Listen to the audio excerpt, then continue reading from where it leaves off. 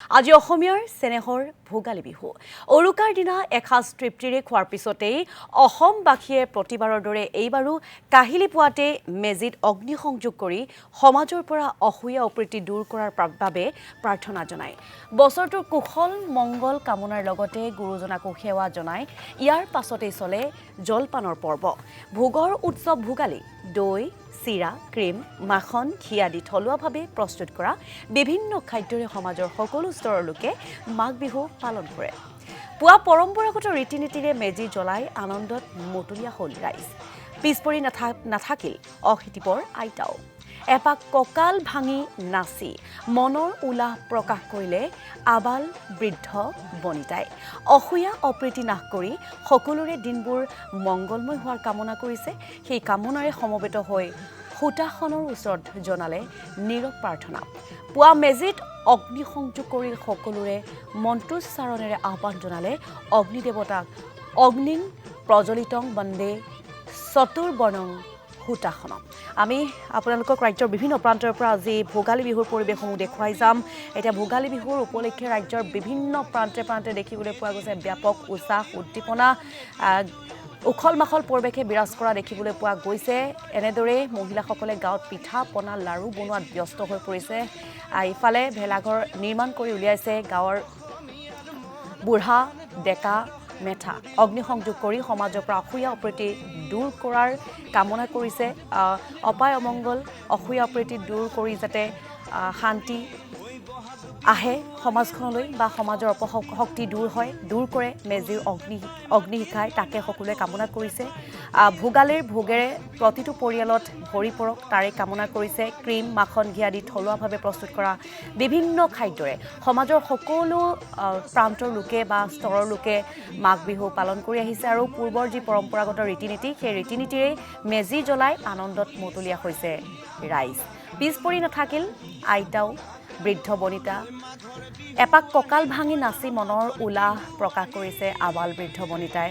অসূয়া অপ্ৰীতি নাশ কৰি সকলোৰে দিনবোৰ মংগলময় হোৱাৰ কামনা কৰিছে আৰু সেই কামনাৰে সকলো সমবেত হৈছে। পুহ মাঘৰ সংক্ৰান্তিৰ দিনা ভোগালী বিহু বা মাঘ বিহু পালন কৰি অহা হৈছে। এই বিহু ৩ দিন পালন কৰা হয়। পুহত শালি ধান, মাহ, তিল, মগু আদি শস্য চপাই মানুহে ভঁৰাল ভৰায়। এই সময়ত কৃষকসকলে খেতি চপাই ভঁৰাল উপচাই ৰাখে বাবে এই বিহু ভোগালী বিহুৰূপে প্ৰচলিত। এই সময়ত ধনী দুখীয়া সকলোৰে ঘৰত দুমুঠি ধান চাউল উভৈনদী হৈ পৰে। সেইবাবে এই বিহুত খোৱা বোৱাৰ ওপৰত বেছি গুৰুত্ব আৰোপ কৰা হয়। আৰু এই বিহুত সান্দহ, চিৰা, নানা ধৰণৰ পিঠা, লাড়ু, আখৈ আদি মানুহৰ ঘৰে ঘৰে উপচি পৰে। মাঘ বিহুৰ মূল আকৰ্ষণ হ'ল মেজি পৰ্ব। এই সময়ত সূৰ্য মকৰ ক্ৰান্তিৰ ৰেখাৰ ওচৰলৈ যায় বাবে এই সংক্ৰান্তিৰ বিহু বা দুমাহীক মকৰ সংক্ৰান্তি বুলি কোৱা হয়। জাতীয় উৎসৱ বিহুৱে অসমীয়া সমাজৰ ঐক্য আৰু মিলাপ্ৰীতিৰ ভাৱ অটুট ৰাখি আহিছে বা অটুট ৰাখিছে। বিহুৰ সকলো কামেই সমূহীয়াভাৱে হয়, যি মানুহৰ মাজত ঐক্যভাৱ বৃদ্ধি কৰে, একতাৰ সম্প্ৰীতিৰ এনাজৰীডাল মজবুত কৰি ৰাখে। বিহুৰ জৰিয়তে মানুহৰ মাজত বয়ন শিল্প, খেল ধেমালি আদিৰো উন্নতি সাধন হয়। কিয়নো ভোগালী বিহুত দেখিবলৈ পোৱা যায় কণী যুঁজৰ পৰা আৰম্ভ কৰি কুকুৰা যুঁজৰ পৰা আৰম্ভ কৰি বিভিন্ন ধৰণৰ খেল ধেমালি অনুষ্ঠিত কৰে। বিহুৰ জৰিয়তে অসমীয়া জাতিয়ে এক নিজস্ব পৰিচয় বহন কৰি আহিছে। ভোগালী ভোগেৰে প্ৰতিটো পৰিয়ালত উপচি পৰক মেজিৰ জুই অসূয়া অপ্ৰীতি দূৰ কৰি সমাজলৈ শান্তি সুখ সম্প্ৰীতি কঢ়িয়াই আনক। উৰুকাৰ লগে ভাগেই সুদৃঢ় কৰক উৰুকাৰ যি সম্প্ৰীতি বা উৰুকাৰ যি পূৰ্ণতাই, সেই পূৰ্ণতাই সুদৃঢ় কৰক একতাৰ এনাজৰী। মেজিৰ জুয়ে দুখ কষ্ট আঁতৰ কৰি সকলোৰে জীৱনলৈ সুখ সমৃদ্ধি কঢ়িয়াই আনক। মেজিৰ জুইৰ উমেৰে সমৃদ্ধিশালী হওক সকলোৰে জীৱন। মেজিৰ জুয়ে সমাজৰ পৰা সকলো অপশক্তি নাশ কৰক। ভোগালীৰ প্ৰাচুৰ্য আৰু পূৰ্ণতাই অসমীয়াৰ সম্প্ৰীতিৰ এনাজৰীডাল অধিক কটকটীয়া কৰি তোলক। মেজিৰ অগ্নিশিখাই সমাজৰ পৰা সকলো অপশক্তি বিনাশ কৰক, তাৰেই কামনাৰে এতিয়া আশীষ গ্ৰহণ কৰিছে প্ৰতিজন অসমীয়াই। কনিষ্ঠজনে জ্যেষ্ঠজনৰ চৰণ চুইছে, সেৱা লৈছে আৰু পিঠা পনা জা জলপানেৰে পুৱাৰ ভাগ আৰম্ভ কৰিছে। আৰু আমি আপোনালোকক ৰাজ্যৰ বিভিন্ন প্ৰান্তৰ পৰা পৰিৱেশসমূহ দেখুৱাই আহিছোঁ। কেনেকুৱা ধৰণৰ আচলতে পৰিৱেশে বিৰাজ কৰিছে ৰাজ্যৰ বিভিন্ন প্ৰান্তে প্ৰান্তে ভোগালী বিহুৰ ব্যাপক উৎসাহ উদ্দীপনা দেখা পোৱা গৈছে।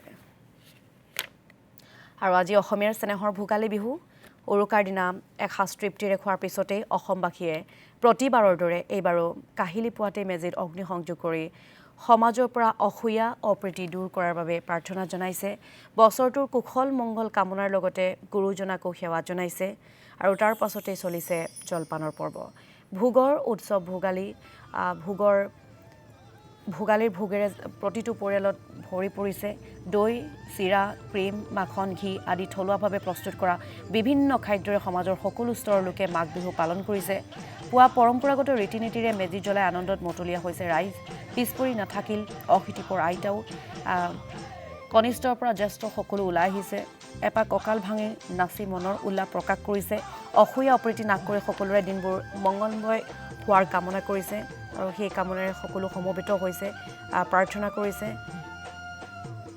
আৰু এয়া আমি আপোনালোকক পৰিৱেশ দেখুৱাইছোঁ পুৱাৰ পৰিৱেশ নলবাৰীৰ পৰিৱেশ আমাৰ নকুল তালুকদাৰে দেখুৱাইছে নলবাৰীটোৱে কুশল মাখল পৰিৱেশে বিৰাজ কৰা দেখিবলৈ পোৱা গৈছে মেজিৰ যি মেজি পৰ্বৰ আৰম্ভ হ'ব এতিয়া আৰু মেজিৰ এই যি অগ্নিশিখাই সমাজৰ পৰা অসূয়া অপ্ৰীতি দূৰ কৰি যাতে সমাজলৈ সুখ সমৃদ্ধি কঢ়িয়াই আনে আশাৰ বতৰা কঢ়িয়াই আনে নলবাৰীবাসীয়ে তাকে কামনা কৰিছে অসূয়া অপ্ৰীতি নাশ কৰি সকলোৰে দিনবোৰ মংগলময় হোৱা কামনা কৰিছে আৰু সেই কামনাৰে সমবেত হৈ হোতাখনৰ ওচৰত নীৰৱ প্ৰাৰ্থনা জনাইছে পুৱা মেজিত অগ্নি সংযোগ কৰি সকলোৱে মন্ত্ৰোচ্চাৰণেৰে আহ্বান জনাইছে অগ্নিদেৱতাক সকলোৱে লগে ভাগে কৈছে অগ্নিং প্ৰজ্বলিতং বন্দে চতুৰ্বৰ্ণং হোতাখনম মেজিৰ পবিত্ৰ জুয়ে সকলোৰে হৃদয় উমাল কৰি তুলিছে ভোগৰ উৎসৱ ভোগালী সকলোৰে মন সমৃদ্ধ কৰি তুলিছে হেঁপাহৰ ভোগালীৰ উলগ জনাইছে ইজনে আনজনক মেজিৰ জুয়ে সকলো অসূয়া অমংগল হিংসা বিদ্বেষ যাতে আঁতৰ কৰে তাৰে সকলোৱে কামনা কৰিছে আৰু এয়া আমি আপোনালোকক দৃশ্যাংশ দেখুৱাইছোঁ এতিয়া মহিলা অৰ্থাৎ গাভৰুৰ পৰা আৰম্ভ কৰি বোৱাৰী সকলো এতিয়া পিঠা পনা লাড়ু বনোৱাত ব্যস্ত হৈ পৰিছে সেই দৃশ্যাংশ আমি আপোনালোকক দেখুৱাই আছোঁ